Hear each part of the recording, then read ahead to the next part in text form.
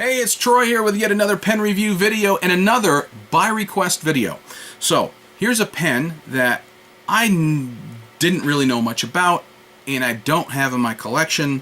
I only own one other of the particular brand. I own one of these. I'll tell you what it is here momentarily.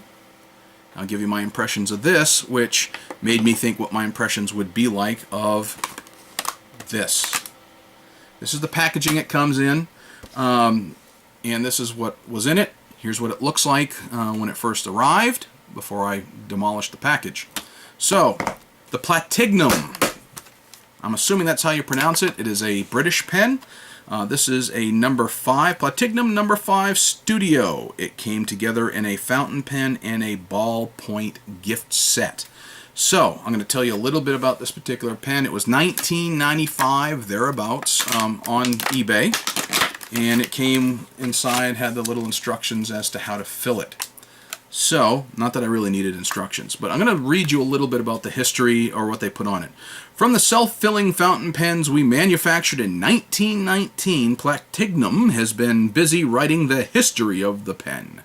We invented the world's first replacement nib, creating the retractable ballpoint in 1950, and followed that by introducing the first cartridge ink system. Now, those are their claims. Whether or not they're true, I don't know. But I can tell you that it is an English pen, and English pens don't make it here to America an awful lot.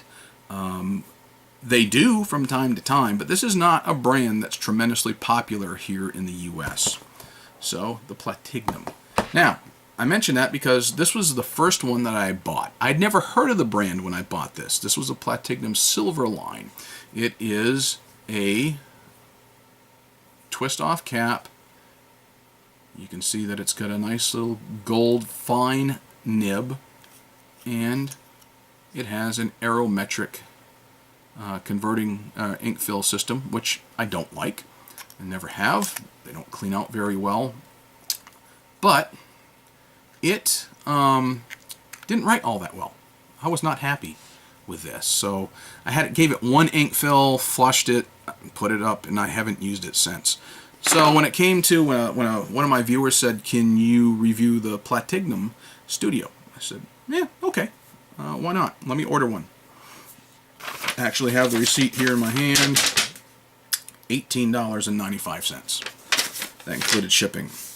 And you can see I've been using the back of that quite extensively on some of the recent pens that I got. So, when it shows up, you know, it's like that in the package. And it came with a ballpoint and with a fountain pen. So the ballpoint that they claim to have invented, not a bad writing ballpoint. This is a matching pen set. Now here's the thing. From the retailer I bought it from, I ordered pink. I got black.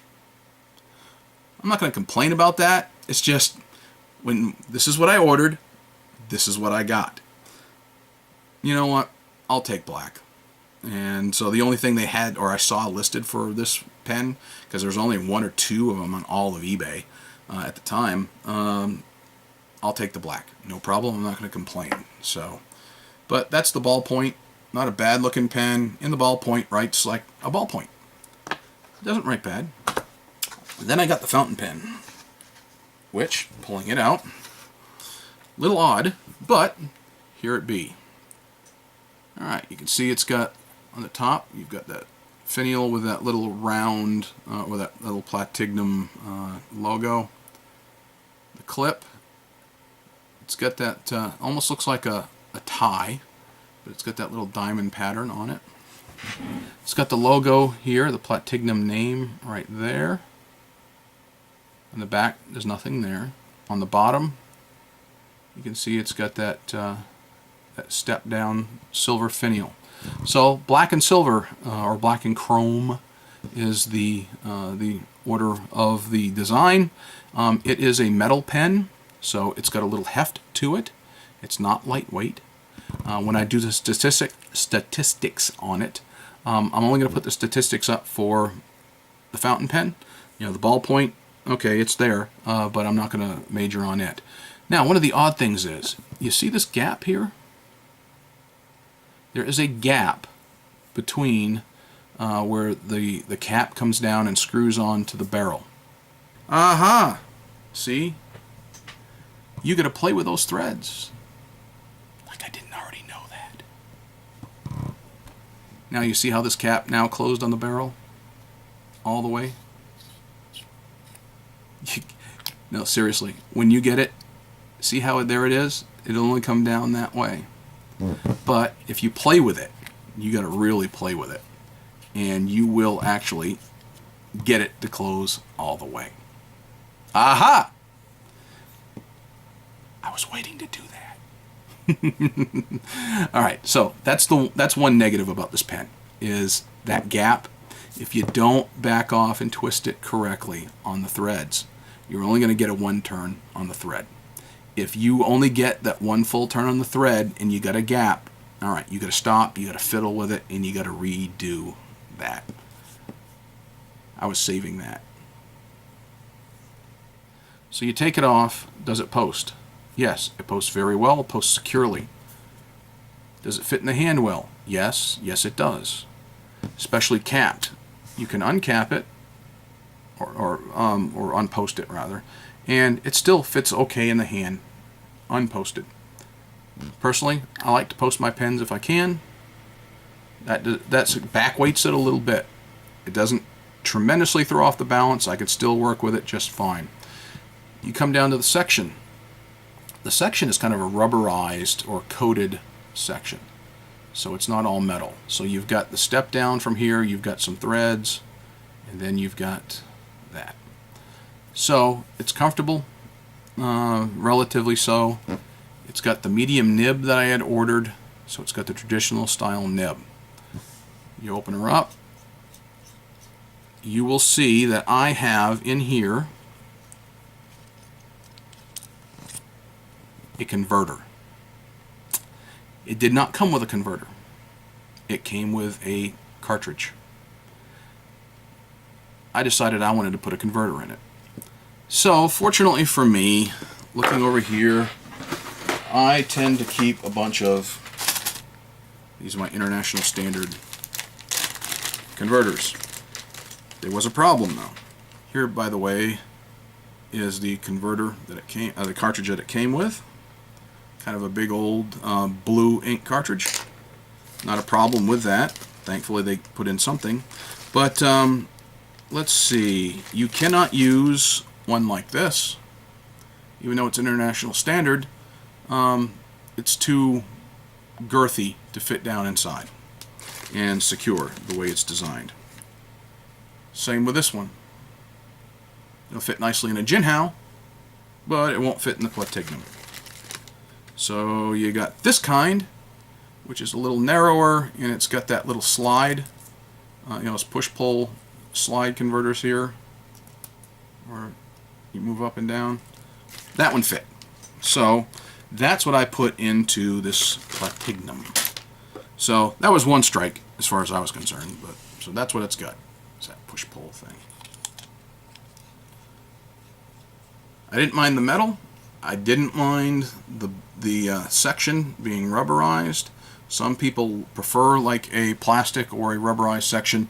The section is a little short, but it's not so short that you can't get a good grip on it. You can definitely feel the threads. There's definitely a sharp step down there. It doesn't hurt. It's not painful to use. So, how did it write? Gotta be honest, not good. I was disappointed. I was expecting more for it. I expected it to work better. It skipped. It did not write well. I wasn't real happy with how it wrote. So what did I do? Well, me being me, I got out my my little magnifying glass. I checked my tine alignment. The tine alignment was good, and it skipped. It didn't write well. So pull out my handy dandy book.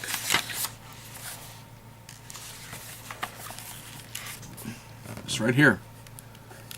You can see where it was skipping. So It didn't write very well. So I spent a little bit of time, because I was working on some other pens anyway. I went ahead and worked on that just a little bit. And I got it writing a little bit better. Herein is my beef. When you buy a pen, it should write right out of the box. I just did a review on a Jinhao pen that I paid $1.16, and it writes awesome. It writes fan-friggin-tastic for a $1.16 pen, and I like it better than this $19 pen. I like it better than some pens I paid $30, $40, $50, $60 for. This particular pen here, a little disappointed. Now like I said, I got it writing better. So it'll get some use, and it'll be in my collection. The ballpoint pen, like I said, I'm not a ballpoint guy, so I'm probably going to give it to my son who's in high school, that he can use it, because he's got to use pens at school. Maybe he can at least have a nice, classy looking pen in his collection. So, well, anyway, that's the Platignum. So the number 5 studio pen. Here's what I'm going to do. I will do a comparison with several other pens, so you can see what they look like. You'll see the statistics on it, and if I'm feeling up to it and chipper, I may do a writing sample.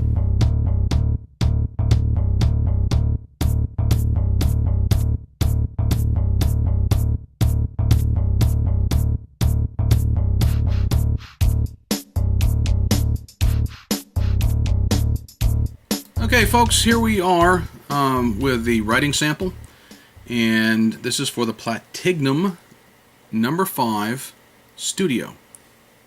There is the Platignum that I showed you a little earlier. Alright, so I'm going to have that.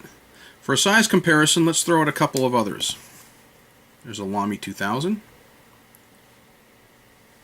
This is an Esterbrook J. And a Jinhao 450, just so you'll know how they stack up size-wise. Okay.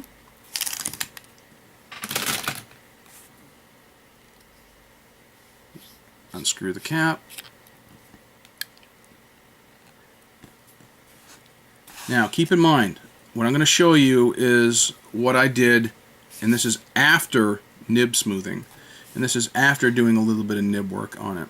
One of the things I found with this particular pen is it doesn't take much for that feed to not sit squarely in the middle where it should be, along that slit of your nib. But even after I made sure tine alignment was good, made sure that alignment was good, I still had to do a little bit of smoothing in order to get it to write well. So this is the Platignum number 5 Studio. I put in it a diamine presidential blue. Should have a medium steel nib. This one actually has a little bit of flex to it, not a lot, but you can have some line variation because of the more traditional style of nib.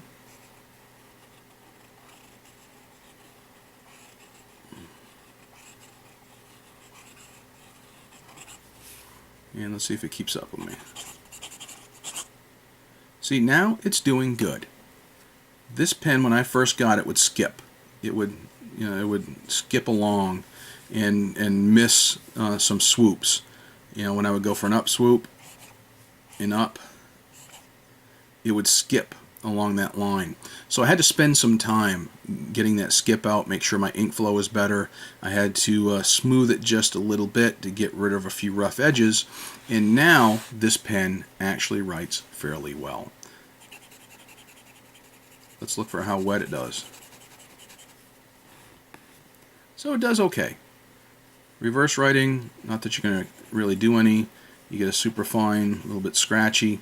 So this pen, which skipped a little bit, was a little bit scratchy, now writes smoothly and does okay for what it is. So for a $19 pen, if you feel like spending some time with it just in case, then you'll be all right. And like I showed earlier during the video, if you just you just go to put it on, it takes 2.5 turns or so to be able to post it properly. And if you go to do it and you don't get but like 1 turn or so and you got a gap, no, all right, undo it. Let's try it again. There, now you got the thread correctly. So you got to keep that in mind. So once you get it working, it'll be all right. If you can remember that, if you get to stop, crap, I got to rethread it. If you're okay with that, then for 19 bucks, including shipping, you may have a decent pen. If you're okay with taking the risk of having to smooth it, then all right, maybe the pen is for you. If you like a pen that writes fresh out of the box the way it should and would have a converter, maybe not so much for you. This didn't come with a converter like I showed earlier. I had to use my own, and wasn't all that impressed with the way it wrote fresh out of the box. Now that I've smoothed it, spent some time with it, did some nib work, it writes okay. So the Platignum Studio number 5.